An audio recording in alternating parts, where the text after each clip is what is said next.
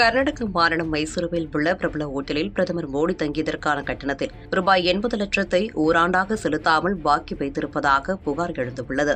2023ஆம் ஆண்டு கர்நாடகத்தில் நடைபெற்ற அரசு நிகழ்ச்சியில் பங்கேற்பதற்காக மைசூர் வந்த பிரதமர் மோடி அங்குள்ள பிரபல ஓட்டலில் தங்கியுள்ளார்.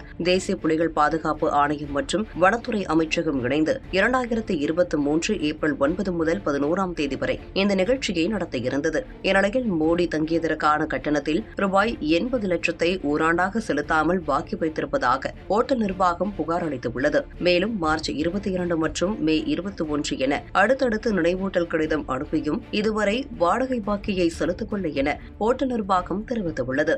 80 லட்சம் ரூபாயை செலுத்த தவறினால் சட்ட ரீதியாக நடவடிக்கை எடுக்கப்படும் எனவும் ஓட்டல் நிர்வாகமானது எச்சரிக்கை விடுத்துள்ளது.